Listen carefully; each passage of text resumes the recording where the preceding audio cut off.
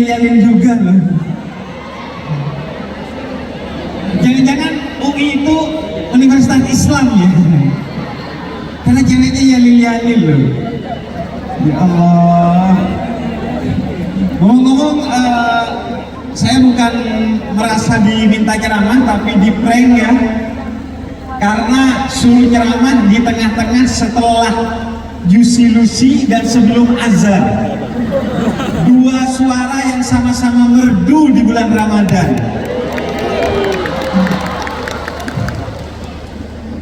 Jadi tentu bebannya besar sekali bagi saya, tapi ya udahlah, namanya juga Habib industri ya. Ngomong-ngomong, for your information,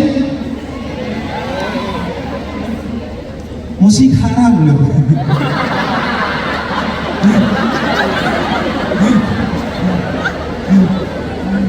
Jadi setelah Anda tadi setengah jam berharam-haram meriah, sekarang saatnya Anda tobat di tangan saya.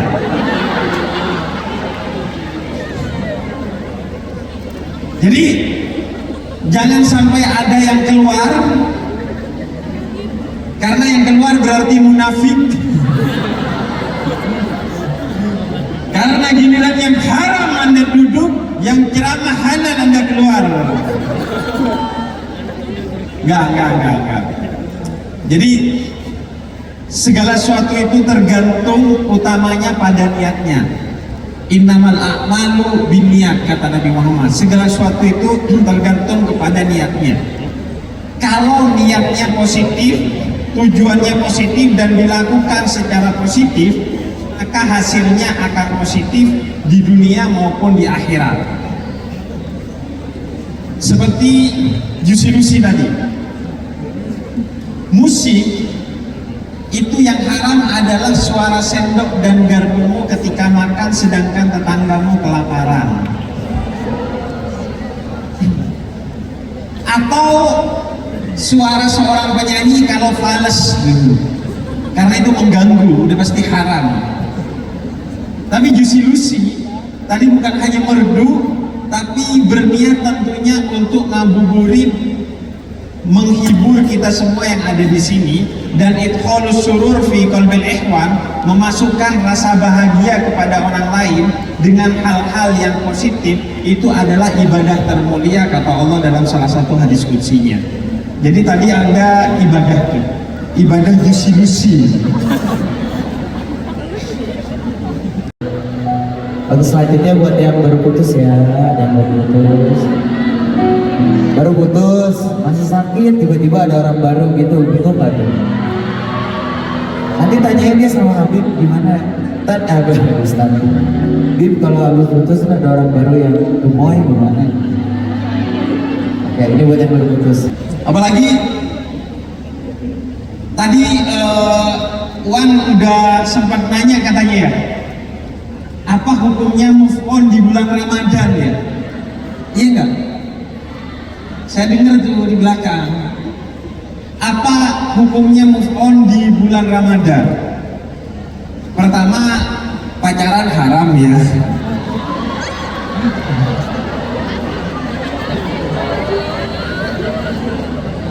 Jadi move on di bulan Ramadan itu penting, asalkan move onnya dari ke manusia cintanya menjadi ke Allah, dari lelah ke lillah tuh.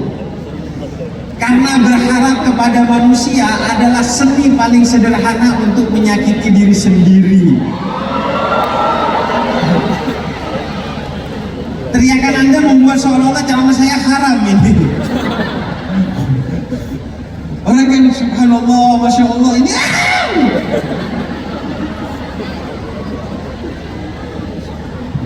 Jadi ini saatnya move on. Bulan Ramadan itu saatnya move on, karena Ramadan itu adalah bulan yang dikondisikan sedemikian rupa oleh Allah agar kita betul-betul move on kepada Allah, menjadi lillah, tidak lagi lelah sebagaimana bulan-bulan lainnya. Makanya Allah betul-betul dukung agar di bulan Ramadan kita ini betul-betul menjadi pribadi yang baik. Makanya kata Nabi Muhammad, di bulan Ramadan setan itu dikerangkeng, diikat, dipenjara untuk mendukung agar vibes Ramadan itu positif. Makanya kalau orang di bulan Ramadan masih tingkah lakunya seperti setan, berarti deril kesurupan itu dia tuh. Dia kesetanan tuh dia tuh. Itu deril kesurupan. Masih maksiat di bulan Ramadan itu deril kesurupan. Karena selama ini kan kita sering nyalahin setan atas kesalahan dan kemaksiatan yang kita lakukan. Ah, gua tergoda sama setan nih. Ya, gua kemakan omongan setan nih. Ya, gua kemakan oleh godaan setan nih. Padahal kata setan, kayaknya saya tidak sesetan itu deh. Kayaknya Anda lebih setan dari saya deh, kata setan. Ya, makanya di bulan Ramadan ini pembuktian. Kenapa di bulan Ramadan masih ada maksiat? Karena kadang penyebab maksiat itu bukan karena gangguan setan, tapi utamanya karena hawa nafsu yang tidak kita kendalikan dengan baik, sehingga kemudian menjadi trigger untuk kita berlaku maksiat. Jadi bulan Ramadan ini adalah bulan pembuktian agar kita move on menjadi pribadi yang lebih baik. Makanya tadi saya berharap Juicy Lucy nyanyinya ya Toibah gitu. Ternyata enggak ya. Nah, segala sesuatu itu pada akhirnya kan kembali kepada niatnya. Niat itu adalah sesuatu yang dasar sekali dalam Islam. Sehingga kata Nabi, niatul mukmin khairun min amali. Niat seorang mukmin itu lebih baik bahkan dari amalnya. Tanpa niat sesuatu menjadi tidak sah. Puasa tanpa niat tidak sah. Segala sesuatu tanpa niat menjadi tidak sah. Karena menentukan bahwa sesuatu itu untuk Allah pada niatnya. Kerja kalau diniatin untuk Allah menjadi jihad fisabilillah, kata Nabi Muhammad. Jadi bayangin, kata Nabi Muhammad, kalau kerjamu agar keluargamu dan dirimu tidak mengemis, maka kerja itu adalah jihad fisabilillah. Jihad fisabilillah itu pekerjaan dan ritual teragung dalam Islam, yang kalau mati dalam keadaan berjihad, matinya dalam keadaan mati termulia, yaitu syahid.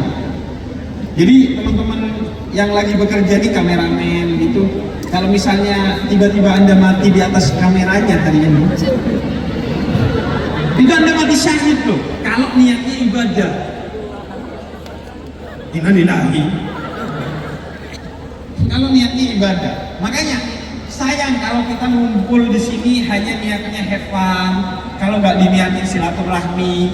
Sayang kita ngumpul di sini kalau niatnya hanya senang-senang, nggak diniatin untuk buka bersama, karena kata Nabi ada keberkahan di setiap makan bersama, apalagi makannya itu dalam keadaan berpuasa, sehingga tentu berlipat-lipat lagi keberkahan dalam buka puasa bersama seperti yang dilakukan teman-teman Proman pada hari ini di UI.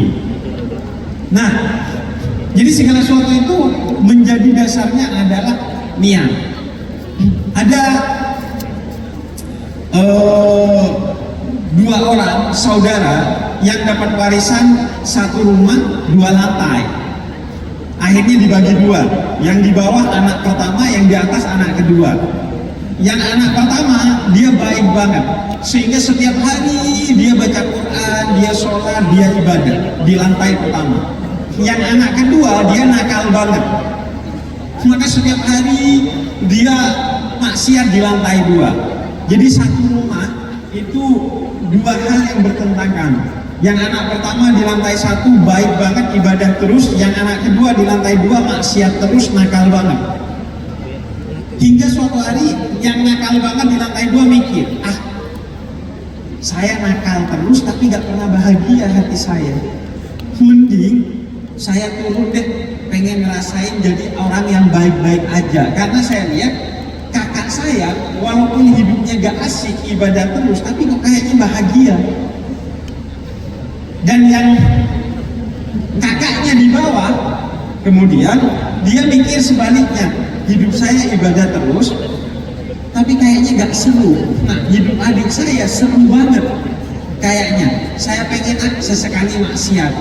Akhirnya naiklah si kakak ke lantai 2, si adik turunlah ke lantai 1. Di tengah-tengah si adik turun dan si kakak naik, maka si adiknya kepleset, kemudian nindihin kakaknya dan keduanya meninggal.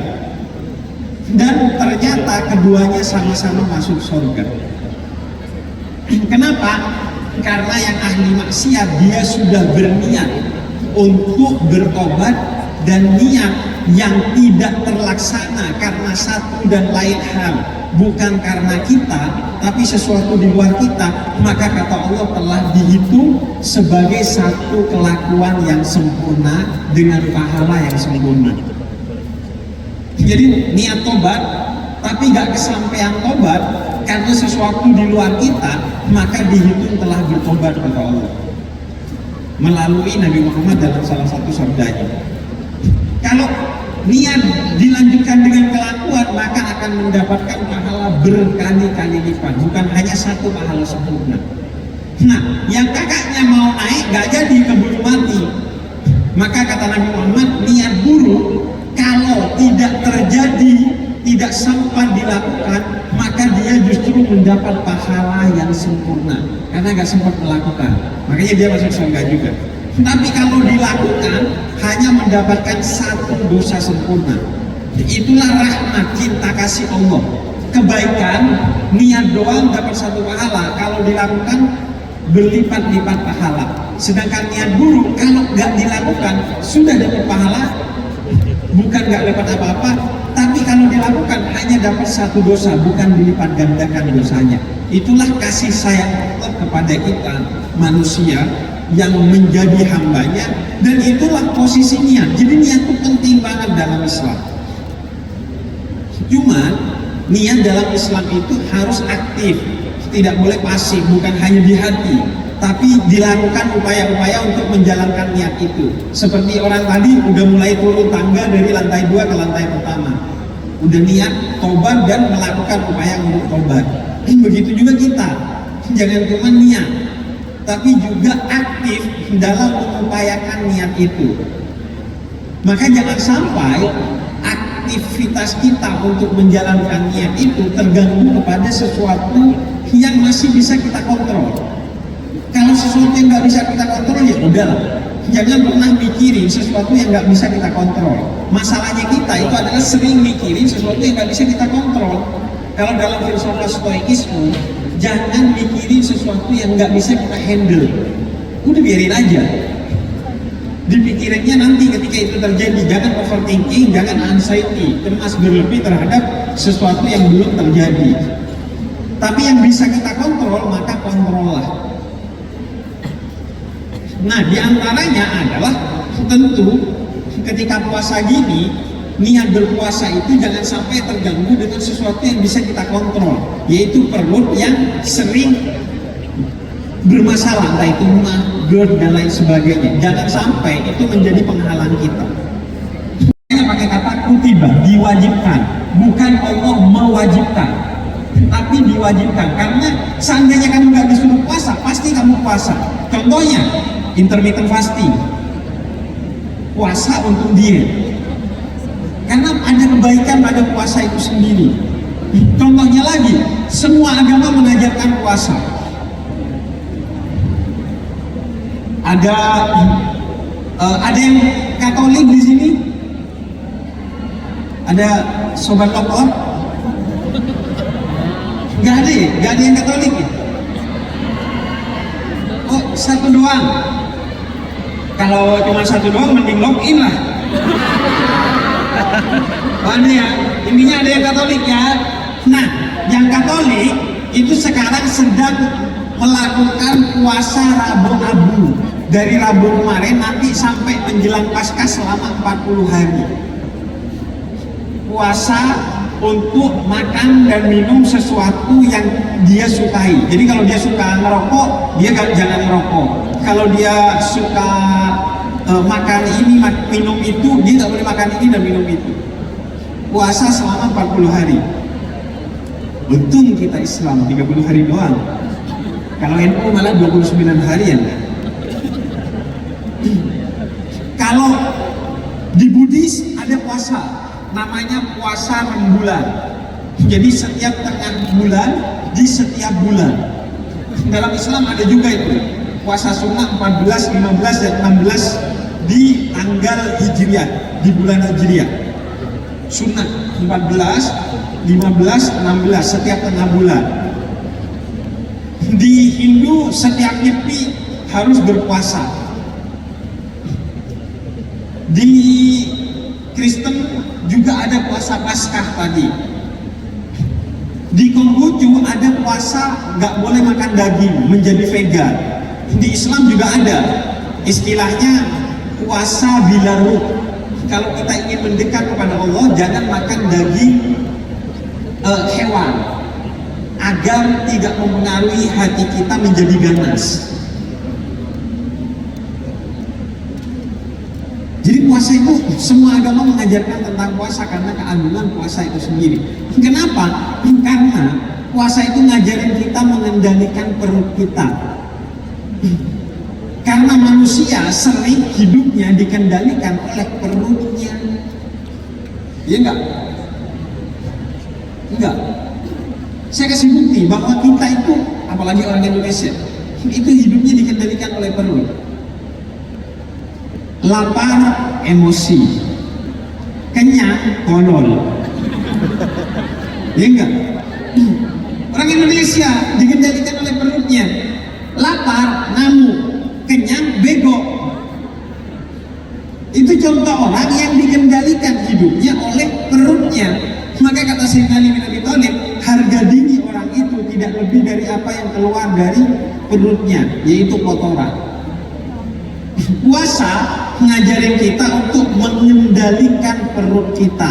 Kita yang menentukan kapan makan dan kapan minum, kapan berhenti makan dan kapan berhenti minum, agar perut ini di bawah kendali kita.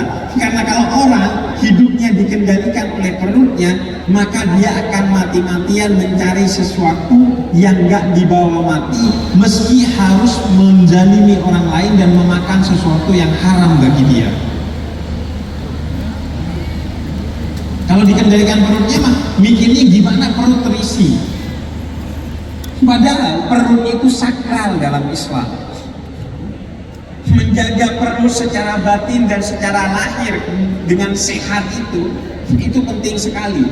Begitu sakralnya posisi perut dalam Islam, sehingga kata Nabi Muhammad, siapa yang meninggal karena sakit perut, maka matinya mati syahid. Jadi orang yang matinya tenggelam sehingga perutnya penuh dengan air, orang yang matinya karena melahirkan anak, orang yang matinya karena mah, karena GERD, pokoknya semua masalah di perut itu matinya mati syahid, mati mulia. Disebutnya syahid dunia. Karena perut ini sakral dalam Islam. Sakit perut itu berat sekali. Makanya diganjar syahid bagi siapa yang meninggal karena sakit perut. Nah, karena itu kita dianjurkan untuk menjaga kebaikan dan kesehatan perut secara lahir dan batin. Secara batin dengan berpuasa, agar tidak dikendalikan oleh perut, menjadi manusia yang berpuasa atas perutnya. Karena perut itu menjadi sakral sekali dalam Islam.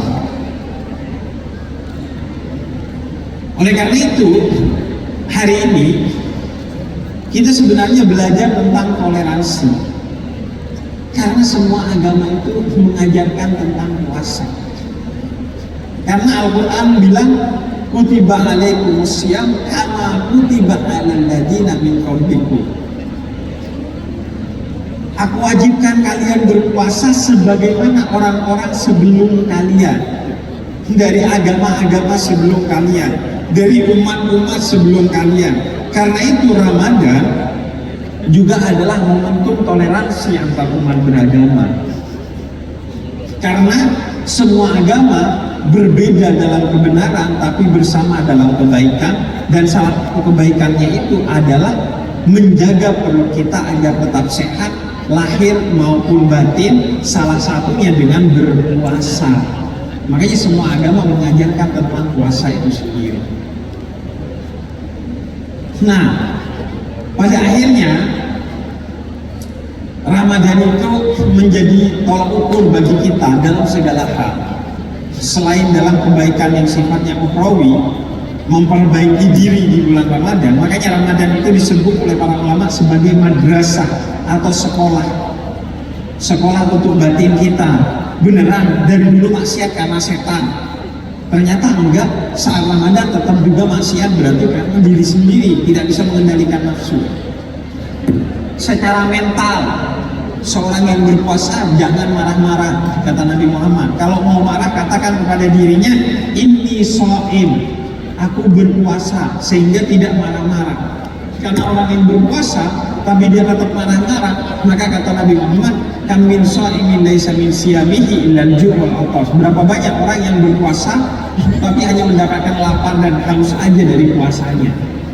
Juga secara kesehatan, di bulan Ramadan ini waktunya kita menjaga kesehatan, karena kata para ulama, sumu tasihu, berpuasalah maka kamu akan sehat. Jadi kalau ada masalah ketika kita berpuasa, maka kita akan mengetahui bahwa kita punya masalah kesehatan, sehingga kita akan memperbaiki di bulan Ramadan ini segala kesehatan kita. Makanya di bulan Ramadan harus tetap olahraga, di bulan Ramadan harus tetap menjaga kesehatan, bukan hanya secara batin tapi juga secara lahir. Dan saya dari tadi sambil lihat HP, karena saya lihat jam. Masih lama? Wah, oke. Kalau masih lama kita 1 jam lagi ya. Jangan dong. Jadi, tapi karena ini udah menjelang maghrib, saya ingin ngasih satu refleksi lagi sebelum menutup ceramah ini. Banyak orang yang dia gagal karena merasa di akhir-akhir perjuangannya itu begitu berat, sehingga dia merasa, kayaknya ini bukan passion gua, kayaknya bukan ini yang dikehendaki Allah atas diri gua, sehingga kemudian dia berbalik. Ada banyak orang yang nggak lulus hanya karena akhirnya nggak nyelesain skripsinya. Orang nggak nikah hanya karena akhirnya menjelang nikah banyak ujian dan dia mundur. Orang nggak mencapai sesuatu padahal sudah diperjuangkan hanya karena di akhir-akhir terasa berat sekali. Padahal puasa mengajarkan tentang itu. Kita itu seharian berpuasa biasa aja rasanya, tapi menit-menit akhir seperti ini itu terasa berat sekali bagi kita. Nah, ini pelajaran sebenarnya bahwa jangan gampang putus asa. Jangan pesimis jadi orang, karena biasanya semakin dekat kepada finish, semakin berat ujiannya, sehingga tetap bertahan agar apa yang sudah kita lakukan sedari awal itu tidak menjadi sia-sia bagi diri kita. Dan karena itu niat menjadi penting. Dengan kita memberikan niat yang positif, apa yang kita lakukan seandainya tidak finish, Allah telah menghitung kita seolah-olah mendapatkan finish, karena mendapatkan ganjaran dari Allah seolah-olah kita sudah finish. Itu berhati-hatilah dengan ujian-ujian terakhir. Memang terasa berat karena udah akhir, makin kelihatan finishnya makin berat nahannya. Maka jangan sampai kita su'ul khotimah, na'udzubillah min dzalik, di akhir-akhir justru kita gagal dalam mencapai target kita. Puasa mengajarkan bahwa perhatikanlah optimisme kamu di akhir-akhir, karena justru di sanalah seringkali ujian dari Allah itu tumbuh. Di akhir-akhir itu justru seringkali ujiannya terasa berat, terasa nambah, terasa nggak bikin kita akhirnya kuat untuk bertahan. Tapi percayalah dan bertahanlah agar bisa menuntaskan setiap amanah yang diberikan kepada kita atau yang kita pilih sebagai amanah dari diri kita. Itulah hikmah-hikmah di bulan puasa yang intinya jaganya, dan jadikan bulan puasa sebagai titik untuk menjadi pribadi yang fitri, yang lebih baik nanti saat lebaran. Jadikan Ramadan ini titik sekolah untuk kita setelah Ramadan meramadankan 11 bulan yang lainnya. Bukan sebaliknya, dianggap kehidupan yang normal itu justru di luar bulan Ramadan. Banyak tuh, kita kalau masuk kelas, dosen kita kadang ngomong, atau bos kita di kantor ketika masuk kelas setelah lebaran, mereka sering ngomong gini, alhamdulillah kehidupan kita kembali normal, jadi semuanya kita normal lagi ya, nanti jam pelajaran normal lagi, kerjaan normal lagi. Mohon maaf, kehidupan yang normal itu di bulan Ramadan. Siang-siang kerja tapi tetap ibadah, malamnya diisi dengan istirahat tapi juga tetap ibadah. Siang-siang banyak ujian dia tetap gak marah-marah, malam-malam ketika tidur dalam keadaan lelah karena ibadah. Itulah kehidupan yang normal. 1 bulan puasa, justru 11 bulan kita itu gak normal. Maksiat dianggap biasa, marah-marah dianggap passion. Itu yang gak normal. Makanya seharusnya 11 bulan ini diramadankan. Kalau justru Ramadan diposisikan seperti 11 bulan yang lainnya, itu justru pada saatnya yang 11 bulan diramadankan, minimalnya saat Ramadan itu tobat. Tapi kalau justru yang Ramadan diposisikan seperti 11 bulan lainnya, tetap marah-marah, nggak puasa, sholatnya bolong-bolong, itu dulu ketika saya nyantri ada istilahnya. Saya pernah dikasih tahu oleh guru saya, itu tolol kalau nggak salah istilahnya. Jadi kalau Ramadan aja gak tobat, terus siapa yang bisa bikin Anda tobat? Kalau Allah aja kasih waktu sebulan untuk Anda tobat, tapi Anda enggak, lalu apa yang bisa memperbaiki diri Anda? Maka masalahnya berarti di diri Anda, bukan pada doa-doa yang kemudian ada, ya Allah kenapa saya gak begini, ya Allah saya kenapa gak begitu, dan lain sebagainya. Nah ini karena sudah 7 menit lagi azan, dan MC-nya juga sudah naik. Karena gini ya, saya harus mengakhiri. Soalnya saya udah gak pede. Kenapa gak pede? Anda tahu, kata Nabi Muhammad, kalau makanan sudah terhidang atau waktu makan sudah datang dan saat itu bertepatan dengan azan, maka yang harus Anda lakukan adalah makan. Indonesia sekali jawabannya. Kata Nabi Muhammad, makanan siap. Kemudian Allahu Akbar, Allahu Akbar. Yang harus kita lakukan makan dulu, bukan sholat dulu, baik di bulan Ramadan ataupun bukan di bulan Ramadan. Karena kenapa? Karena Islam lebih mentingin makan mikirin sholat daripada sholat mikirin makan. Makanya kata Nabi, makan dulu. Di Indonesia kan kadang sekarang ada orang-orang yang tidak pernah nyantri, tidak belajar agama, tapi kemudian sok tahu soal agama gitu. Allahu Akbar, Allahu Akbar, langsung, mohon maaf saya sholat dulu. Tambah.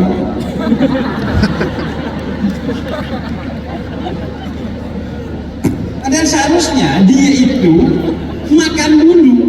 Kata Nabi Muhammad, makan dulu, minimal takjil. Minimal, bukan batalin ya, buka puasa. Orang Indonesia bilang batalin dulu, bukan batal sama waktunya. Buka puasa dulu pakai kurma, pakai air putih atau pakai apa gitu, baru kemudian sholat. Bahkan kalau kami para santri itu makan dulu, makan besar dulu, baru sholat. Karena memang hukumnya begitu. Orang Indonesia sering kebalik-balik tuh. Kalau sholat sendiri baca kulhu, apapun sholatnya baca kulhu, kulhu Allahu ahad. Rakaat pertama kulhu Allahu ahad. Rakaat kedua waladhdallin amin, ada makmum. Langsung tiba-tiba alif lam mim. Padahal kata Nabi, kalau sholat sendiri baca surat yang panjang, karena itu pertemuanmu dengan yang maha kamu kasihi dan mengasihi kamu. Kita kalau ketemu pacar kita pengen lama-lamaan, udah di pagar mau pulang masih ngobrol, karena kita cinta sama dia. Sama Allah seharusnya begitu kalau sholat sendiri. Kalau jadi imam baca surat yang pendek. Karena kenapa? Karena mungkin ada makmummu yang stroke, yang kakinya nggak kuat berdiri lama, yang kebelet, yang ini, yang itu, jadi baca surat yang panjang. Apalagi kalau di musola bandara, karena saya pernah merasakan pesawat saya sudah dipanggil, si kampret baca surat panjang. Lion Air jurusan Surabaya akan diterbangkan. Innallah ya. Apalagi di terminal, di bandara, di stasiun, jangan sok ide baca surat panjang, baca surat yang pendek. Karena Anda nggak tahu kondisi makmum Anda, kecuali Anda kiai di pesantren karena memang mau dididik, Anda di Masjidil Haram karena memang mau ibadah, di Masjid Nabawi karena memang mau ibadah. Kalau di Indonesia, apalagi di tempat-tempat umum, jangan. Nah, karena kata Nabi, kalau waktunya makan, bahkan makan dulu ketimbang sholat dulu, apalagi sekedar ceramah saya. Ceramah saya kan tidak lebih penting dari sholatnya. Jadi karena ini sudah waktunya makan 3 menit lagi, maka, wih betul ya. Mohon maaf, saya bukannya suzon, kayaknya Anda gak puasa. Betul ya. Jadi saya akhiri saja. Kenapa? Saya akhiri saja ceramah sharing season kali ini, dan sambil menunggu waktu azan, mungkin kita doa bersama ya. Kita doa bersama ya. Bismillahirrahmanirrahim. Allahumma salli wa sallim wa barik wa karim ala habibina wa syafi'ina wa qurrati a'yunina nabiyuna Muhammadin sallallahu alaihi wa ala alihi wa sahbihi ajma'in. Ya Allah ya Tuhan kami, jadikanlah pertemuan kami pada hari ini menjadi silaturahmi di antara kami, yang menjadikan umur kami menjadi lebih panjang lagi, yang menjadikan rezeki kami lebih banyak dan lebih berkah lagi, yang menjadikan kehidupan kami menjadi lebih baik lagi, yang menjadikan kehidupan kami diturunkan rahmat dan ridho darimu serta syafaat dari Nabi-Mu Nabi Muhammad SAW. Ya Allah ya Tuhan kami, jadikanlah Ramadan kami Ramadan terbaik, di mana ibadah kami diterima oleh-Mu, ibadah kami dibuatkan kami memiliki kekuatan, kesehatan jasmani untuk menjalankan ibadah kami. Ya Allah ya Tuhan kami, jadikanlah kebaikan puasa kami dan ibadah kami di bulan Ramadan bukan hanya menjadi pahala dan kebaikan bagi kami, tapi menjadi pahala dan kebaikan yang kami sedekahkan juga kepada orang-orang yang mencintai kami dan membenci kami, karena tidak ada sedikit pun kami untuk membenci siapapun. Berikanlah pahala ini juga kepada kedua orang tua kami yang masih hidup ataupun yang sudah meninggal, yang dekat maupun yang jauh. Berikan juga kepada guru-guru kami, pemimpin-pemimpin kami, nenek moyang kami, dan semua orang yang ada di bangsa ini dan yang ada di dunia ini. Ya Allah ya Tuhan kami, jadikanlah puasa kami puasa yang diterima oleh-Mu, dan ibadah kami ibadah yang semakin mendekatkan kami kepadamu. Ya Allah ya Tuhan kami, ampunilah kami dosa-dosa kami, dosa orang tua kami dan orang-orang yang mencintai kami dan membenci kami. Ya Allah ya Tuhan kami, jika ini adalah Ramadan terakhir kami, jadikanlah ini Ramadan terbaik bagi kami. Wassallallahu ala sayyidina Muhammadin wa ala alihi wasallam walhamdulillahi rabbil alamin. Rabbana hab lana min azwajina wa dhurriyyatina qurrata a'yun waj'alna lil muttaqina imama. Rabbana atina fid dunya hasanah wa fil akhirati hasanah wa qina adzabannar. Allahumma laka sumtu wa bika umirtu wa ala rizqika aftartu bi rahmatika ya arhamar rahimin. Wa sallallahu ala sayyidina Muhammadin wa ala alihi wasallam walhamdulillahi rabbil alamin. Amin amin ya rabbal alamin. Selamat berbuka puasa buat teman-teman semua di sini. Semoga puasanya berkah. Sekian dari saya. Wassalamualaikum warahmatullahi wabarakatuh. Waalaikumsalam.